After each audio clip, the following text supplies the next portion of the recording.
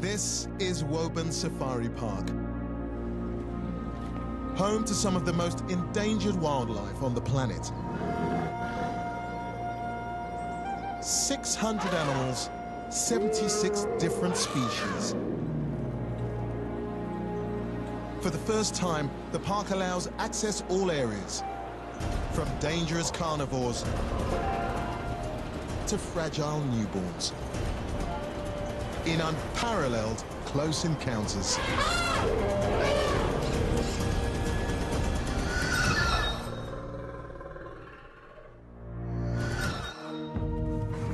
In today's program, there's a violent clash when bull rhino Kai meets his female suitors once again. The Californian sea lions make an energetic return to their pool, and the team fight to save a critically endangered antelope. Well, he's dropping off weight. He's losing condition.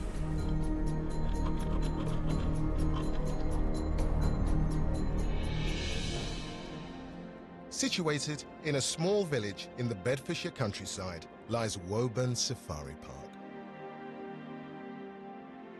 It's home to some of the world's rarest animals, and today there's a serious problem with one of their most precious species. Already extinct in the wild, the park has a herd of antelope known as the scimitar oryx. The herd of 6 is led by distinguished and aptly named One Horn. The park has not yet opened to the public, and the vet team are already on site. The keepers are worried about the herd's leader. One Horn has a chronic condition that has made a painful return. He will need to be tranquilized so vet Susanna can examine him. He has recurrent teeth problems. He gets quite swollen cheeks to where his teeth rub on his gums and make it quite thickened.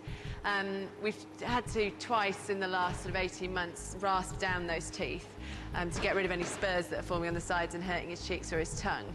But this time it's happened again quite quickly, so we're worried that there's going to be a rotten tooth or something a bit more sinister going on in there. The herd depend on One Horn. He's their only breeding male. His tooth condition could be incurable. We'll anaesthetize him, have a good look in his mouth. It's just his teeth aren't aligned, they're just building sort of sharp spurs on the side, then we'll just rasp them down. If we find out that actually there are more problems in there, then, due to his age, we don't want him to have sort of recurrent, continuous pain or recurrent knockdowns. We might have to euthanize him. As the only breeding male, if One Horn dies, the future of the herd is uncertain. Chris fires an anesthetic dart into One Horn. As they wait for him to go down, vet Susanna prepares her equipment. We've got the dental rasp to rasp down his teeth. We've got these in different size and different sort of abrasiveness for different sort of fine-tuning and coarse work. As soon as the tranquilizer has taken effect, Sasha covers his 1-meter-long sharp horn in case he wakes unexpectedly. Susanna begins by inspecting his teeth. There's none loose. I can't feel any obvious cavities. Obviously, it's really hard to see back there. His bottom teeth, they're supposed to sit on top of each other like that. His bottom ones are growing more like that. So instead of wearing down, they just carry on growing because their teeth grow continually. And that will start to hurt his tongue. So what he's doing is he's packing loads of food in there where he can't get it out. So that's what the swelling was. But there's no sort of... There's no really sort of loose, wobbly ones. I can't feel any obvious sort of cavities. Obviously, it's not as easy to look into as a cat or a dog's mouth where you can see everything, but there's no reason there to euthanize them at this stage. Oryx have thick dental pads, which they use to chew their food. Faced with his teeth problem in the wild, One Horn would starve to death. But here, One Horn is in luck. The team can file down his teeth so he can chew properly. This saves his life. The scimitar oryx was classed as endangered in 1996. In just 13 years, it was declared extinct. Hunting and habitat destruction has led to their demise. When it's first done, you might feel a little bit bruised because unfortunately I do bang his gums sometimes and that's going to be a bit sore, but he'll be able to eat much better straight away, so.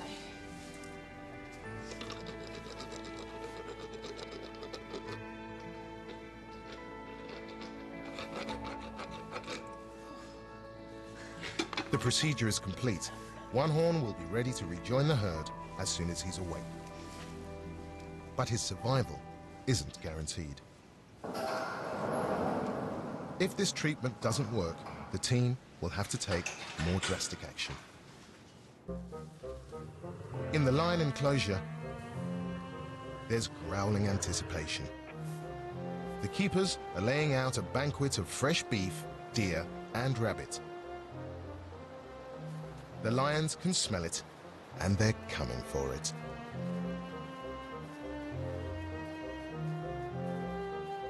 As the pride pick their favorite parts, one mischievous cat has spotted something of interest. Bala has clocked a tiny, unmanned filming camera that was placed in the bush.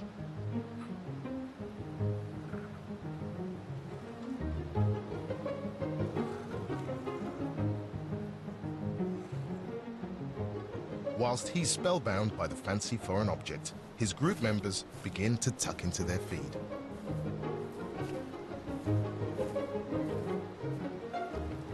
Tambi finds bliss with a rabbit.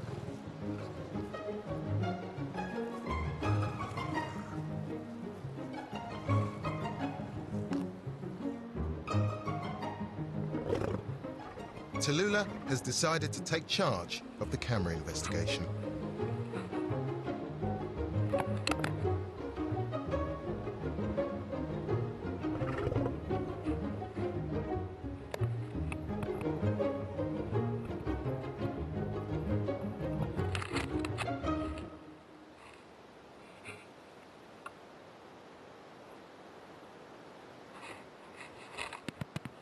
With her mouthy approach, this cat's overstepped the mark.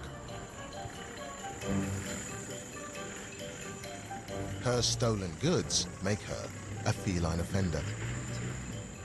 The authorities are onto her. Tallulah is reluctant to admit defeat. But confronted with the mighty force of the parked vehicle, she surrenders her loot. The keepers, surrounded by hungry lions, can't leave their vehicles, so Tallulah spots her chance and once again makes off with her new toy. This fugitive has nowhere to run.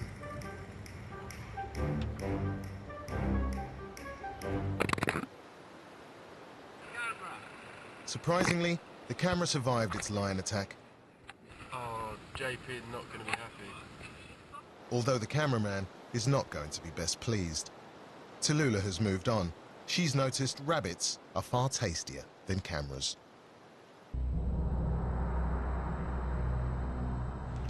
A week ago, new arrival bull rhino Kai made contact with his 4 female housemates for the first time. Good boy. With 5 southern white rhinos in the small paddock, things got feisty.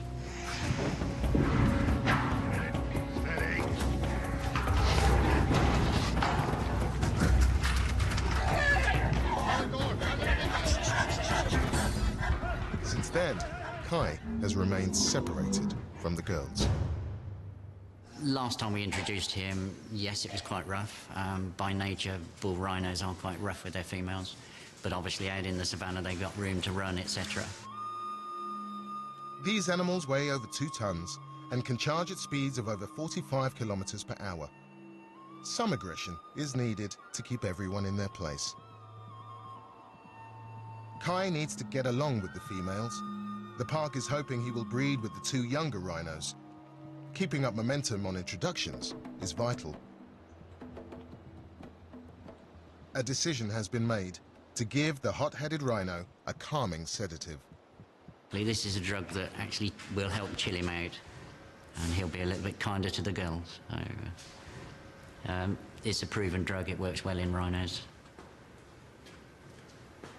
Chris is using a pole syringe to administer the sedative. The best place for the needle is behind the ear, where the skin is at its thinnest. Good boy. Good lad. Otherwise you can soon bend the needle. Now move your lug hole. Good boy. Good boy. Good boy. Job done. That was a good reaction, actually. Thought he'd be a bit more feisty. In a few hours, the sedative should have taken effect. Then Kai will be ready to meet the females for a second time.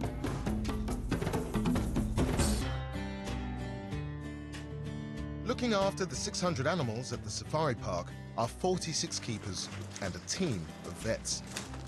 Vet Martin is over with the Red River hogs. This herd of African bush pigs have been breeding to excess. There are too many males, and dominant boar Rudy has been fighting with sons Rufus and Rusty. An important relocation needs to be carried out. It's natural just to have the one male in the group, and we've got 5 currently, so it's really important that we try and get some males moved on.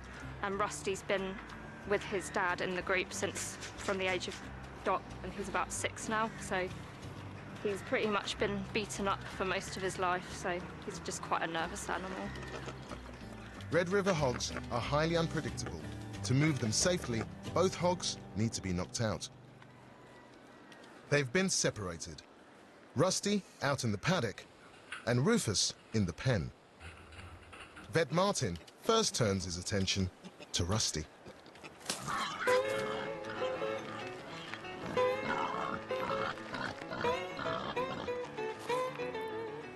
He came up to the fence and we were able to just pop the dart into him. Luckily the plunger's depressed all the way on the dart, so we know all the drug has gone in. We hope it's gone deep into a muscle, and in a few minutes he'll go to sleep. But a few minutes later, and Rusty is still standing. He's not willing to go down easily. Once they start feeling a bit wobbly, it can scare them slightly, and they behave a bit unpredictably and start flying at the fence, so we've just got to be a little more careful. The team can't take any chances in handling this hard-case hog until he's completely unconscious. They look sweet, but they'll deliver a very nasty bite. They're quite aggressive pigs, so you treat them with respect. They have this remarkable survival instinct to fight anything like this. He's trying to prop himself up. He's using his nose as an extra support, really, to prevent himself falling over. This hog just isn't going down. We're just going to give him a little helping hand. Rusty is hit with a second dose of anesthetic.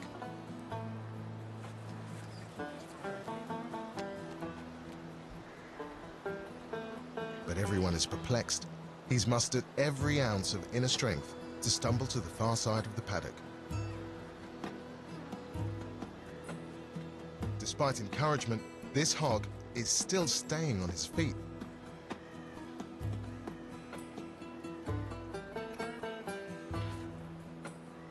Armed with a dose of ketamine, a third shot is administered. Rusty has fought until the bitter end, with one eye still open, and 3 sedatives later, he's out for the count. Don't wanna fight no more, no more. Ain't going down the road like I've done before. Searching for happiness, love is my law. Don't gonna let me down. Don't wanna fight no more. It takes a team of 7 people to carry this hog out of his paddock. Searching for happiness, love is my law. Don't gonna let me down. Right, you pull the mat now. While Rusty is loaded into his crate, Martin darts Rufus. Unlike his feisty brother, he surrenders to the anesthetic straight away. There lie the 2 extremes of darting. One very quick, very smooth, done in minutes, and the other one took 3 injections, and you can't predict.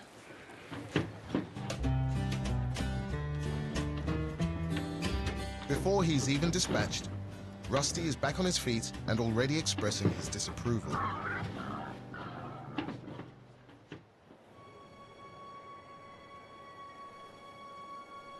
The largest mammals at Woburn are the herd of Asian elephants. There are 3 females and 1 bull. There's never been a baby elephant, but that is about to change. Well, we have one elephant pregnant, and it's Damini. She was mated artificially, and we're looking at April next year, and the calf hopefully will be born, everything going well.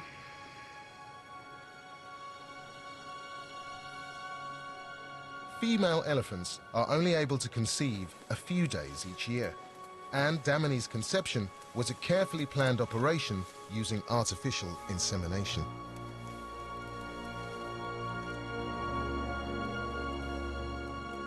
We bring a team of German vets over, and they carry out the whole procedure.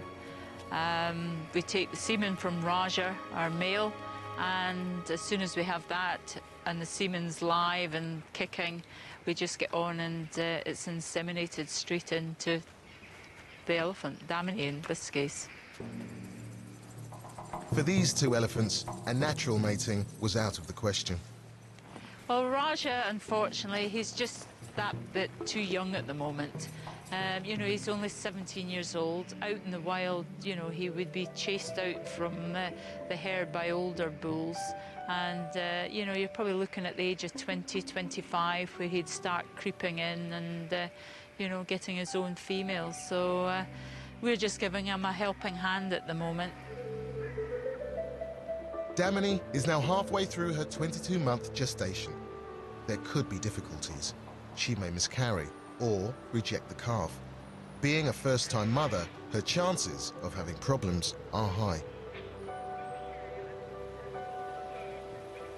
If the birth were a success, this would be the first elephant to be born in the 40-year history of Woburn. It's an exciting possibility. Having a pregnant elephant is just, you know, what I've lived for the last 14 years with them, because I've been fortunate to see them grow up, and, you know, to have a baby elephant would just be the icing on the cake for me. The park isn't just hoping for one baby elephant.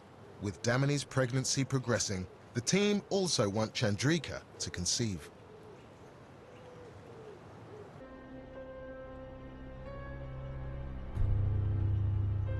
All is not well in the lemur forest. Earlier this year, a lemur died, and now another has become sick. The team have called the vet for help. We've got one of the lemurs who looks like he's lost a bit of weight, and he's been seen vomiting a couple of times. So we're going to do a blood sample just to check that everything's okay. You know, it could just have a simple gastroenteritis like you or I can get, but it could be something a bit more sinister. We've had one with kidney disease recently, so we just want to check that it's not something that, you know, a few of them have been struggling with. This isn't the only sick animal. Over a quarter of the black and white ruffed lemurs appear unwell.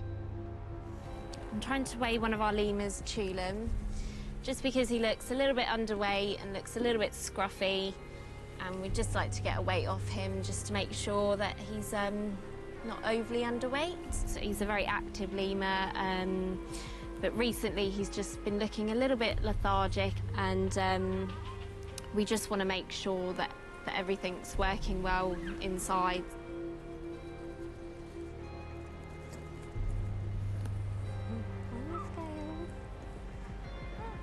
Tulum is enticed onto the scales with his favorite banana snack. Leanne is able to get a measurement.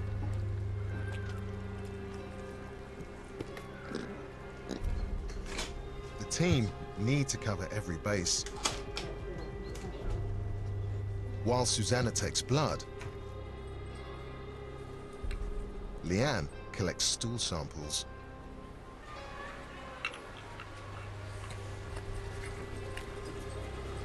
It's crucial the team quickly discover the cause of the mystery illness to prevent a deadly epidemic.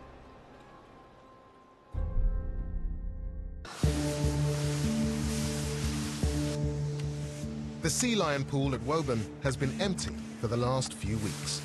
Its inhabitants have been in their indoor house whilst the pool had its yearly scrub. Now, the 4 Californian sea lions return with a splash. Overnight, the pool has been refilled with 12,000 gallons of fresh water.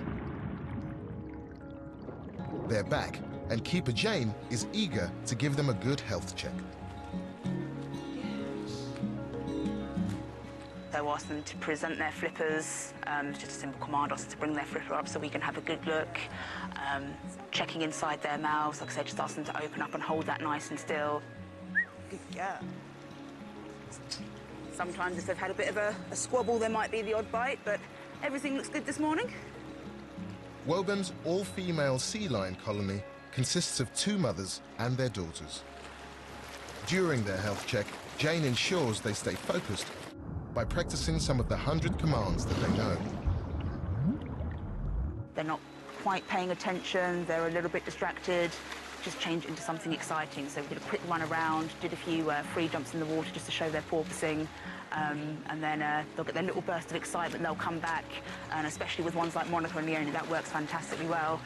They do something really quite exciting, they'll come back and they want to be with you because this amazing thing's just happened. They're all really fired up and ready to go, and they want to carry on. Just kind of going over a few behaviours that they know, just to try and wake them up a little bit.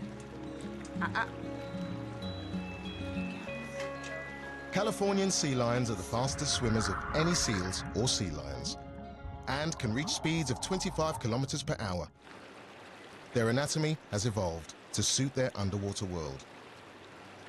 When they're at rest, their nostrils actually sit closed, which is quite handy, as you can imagine. When they're diving, they don't have to think about keeping their nostrils shut.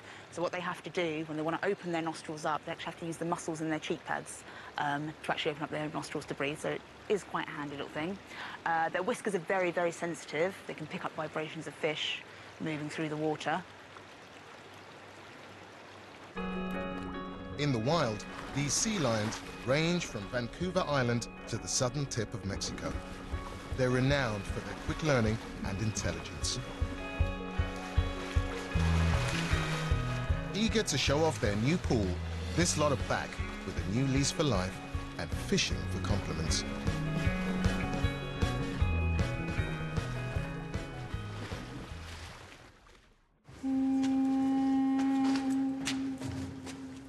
Bull rhino Kai has finally responded to the mild sedative he was given earlier.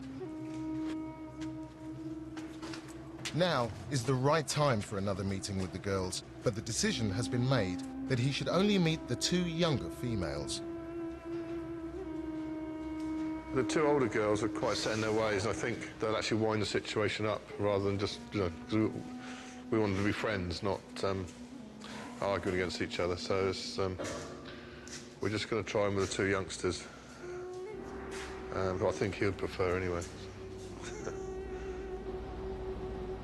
They might be 5 years younger than Kai, but the girls still weigh 2 tons each and are dangerous. You know, they're big, powerful animals, and they've got these horns, which are obviously not only for protection but for fighting. So we've got to, particularly with him, yeah, just make sure that he doesn't get too robust with the girls, and you know, if he does, then we'll sort of butt in and do something about it, split them up. This meeting is carefully orchestrated. Wrong decisions with wild animals can be catastrophic. It's always nerve-wracking when you're doing things like this, because you want it to go quietly, and if it doesn't, you know, things can go wrong. So, yeah, I mean, there's a bit of apprehension, but, you know, we've got to get on with it and see how we go. So. Come on, Kusi. Makuzi and Matubatuba make their way out into the sand yard. Good girl. Come on, good girls.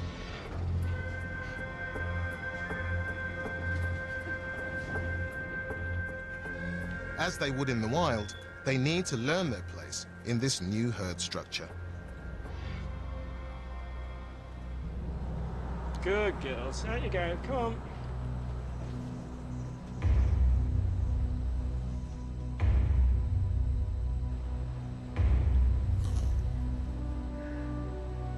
Kai emerges. Good boy. Good girls. Don't give him a hard time. He's much bigger than his potential suitors. Open up out of the yard gate. Kai immediately sets out to stamp his authority. Look out.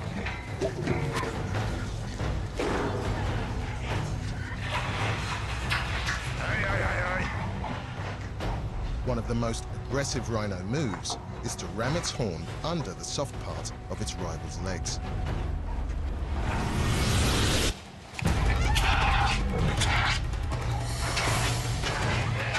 The fire extinguisher is a harmless decoy to distract Kai from his bullish behavior.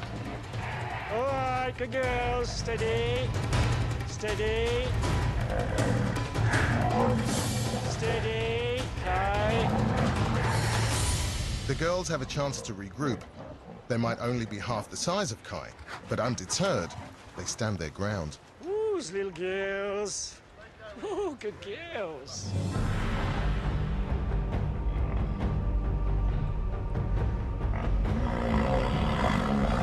Steady. Steady. Sticking together, the girls are a force to be reckoned with.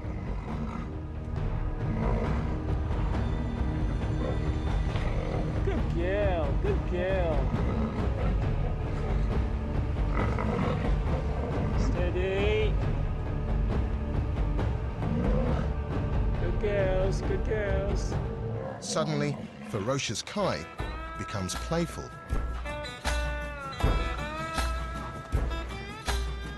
The sedative seems to have worked. Good boy. Go on. His fun over, Kai heads back inside. There's a good boy. There's a good boy, Kai. Very pleasing. He was more playful, he was skipping, so that was real nice signs. And even when he was, he had a tussle with a girl. With male rhino, if they're really angry, you see the whites of their eyes, and there was none of that. So it was more playful, and oi, I'm the boss. So we're pleased with how it went, yes. Next time Kai meets the girls, it will be out in the herbivore section. It's here that he will also face species that he's never met, including ostriches, zebra, and people in their cars.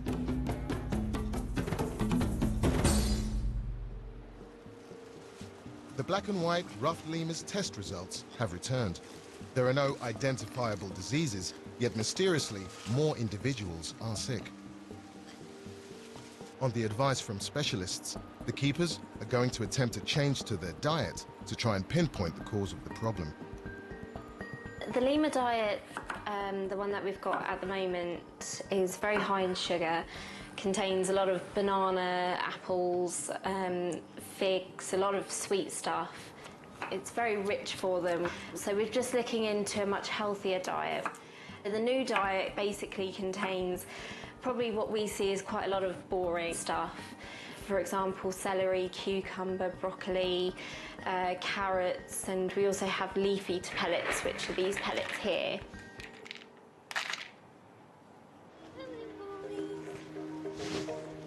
The lemurs are keen for their usual sweet cuisine, but they may be disappointed. Today is the start of their new diet. It's quite surprising. They seem really quite interested actually at it, which is good news. Obviously they're going to be a bit surprised that there's no banana or figs or all that nice sugary stuff that they're used to. So yeah, it's really good news, and also they're eating the browse as well. But not all members are best pleased with the new offerings. There's a little bit of squabbling going on and a bit of aggression. Hopefully within time they'll get used to it. They're going to be more active around the enclosure. If the new diet doesn't prove to be the cure for the sick troop, more tests will need to be carried out.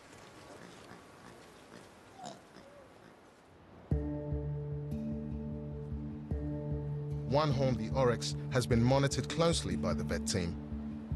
There's bad news. He's still showing signs of discomfort with his mouth, and he's packing food up between the cheek and the tooth because the teeth are rubbing on the inside of the cheek. By stuffing food into his cheeks rather than eating it, one horn is rapidly losing weight. They seem to deliberately place food up into the cheek because it moves the cheek away from the sharp bits of the teeth. So it's a deliberate act on his behalf. The future for one horn looks bleak. He's 16 years old and we know that his teeth generally aren't good, but we have been able to help him by keeping them filed down up until now. We either knock him out again and do something a little more radical with his teeth. It means more radical filing, and we will be wearing away a lot of the tooth to do that. Or we might have to consider whether it's fair to continue with him. A life or death decision will need to be made quickly.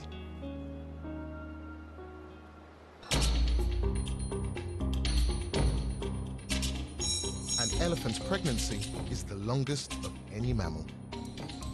The keepers have to be extra vigilant to ensure mum and baby are kept healthy throughout the 22-month gestation. She is going. Lynn and Terry must take an important sample to monitor Damini's hormones.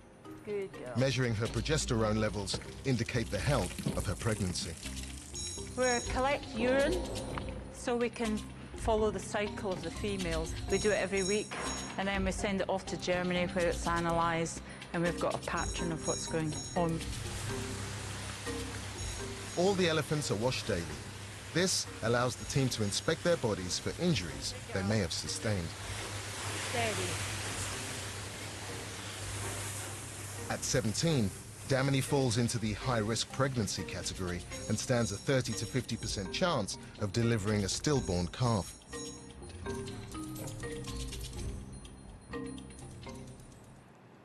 The wash routine gives the keepers a good chance to check over her pregnant body. For Damini, it's the perfect way to indulge in some pampering. All right, let's give her a scrub to it.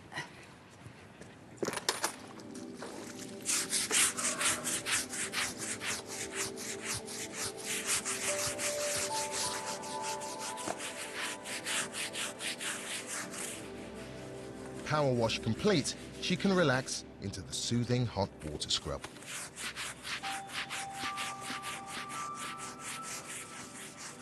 Although an elephant's skin appears tough and leathery, it's extremely sensitive. In the wild, elephants bathe frequently. Combined with dusting their skin with dirt, this removes parasites, cools the skin, and applies a layer of protection to act as a sunscreen.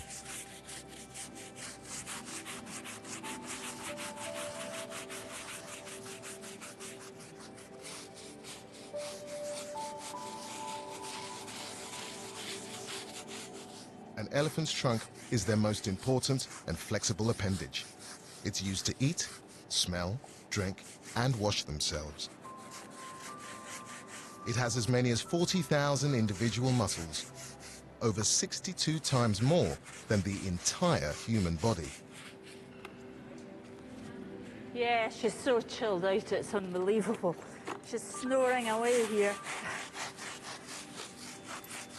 And it's not just Damini that enjoys these intimate moments. This is definitely one of the favourite parts because you get to spend time with the elephants, you've got contact with the elephants, and yeah, definitely one of the favourite bits. It seems Damini and Lynn share a mutual appreciation when it comes to bath time. Get up. Come on, get up. You go, back up. Looking clean and healthy, Damini can return to the paddock. But today, it's not just their pregnant elephant that the team need to take a sample from. Plans are afoot for more than one baby elephant. Back in the house, Lynn and Terry have started on Chandrika. At the moment, we're taking blood from Chandrika every day, just because we're trying to pinpoint her cycle. Discovering when an elephant is able to conceive is difficult. Elephants have two hormone rushes that trigger ovulation. These are called lutropin, or LH surges. For Chandrika, the team must find out when hers take place. To do so, her blood is analysed. Elephants have two LH surges in their cycle. So if you find the first one, we know how far it is then until she ovulates. And with Chandrika, it's 19 days later. And because we're planning for an artificial insemination program with her, once we find the first peak, we can let the vets know we're going to carry out the procedure, the exact dates we need to carry it out. The veins in their ears are set highest, so obviously it's the cooling system on the elephants, so they can pump the blood around their ears fairly easily. We can get into the vein quite easily.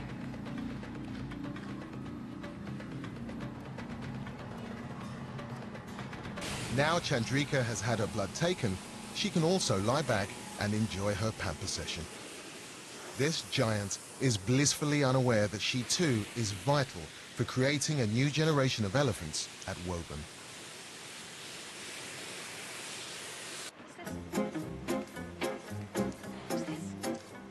In the monkey jungle, keeper Laura has taken delivery of 5 coconuts. It's the perfect treat for her bachelor group of drill monkeys. I started doing coconuts with the drills when they came, because when they first came, they had to be quarantined. So what I was doing is just trying to give them different things for them to have to think about. Just stimulating the brain, stimulating them, and for them to find a way of how to get into it and eat the goodness inside it. And then also, then they've got the shells, and they end up playing with the shells. They will strip all the hair off.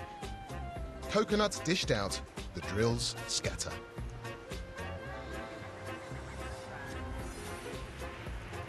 The boys on the ground have an energetic approach to cracking the hard nut. Drills tend to do this circling business. So when they get a little bit frustrated or they get a bit excited, they kind of do a bit of a ring-a-ring-a-roses play. First of all, they're trying to bite them, then they were trying to hit them on the floor, and then they ended up spinning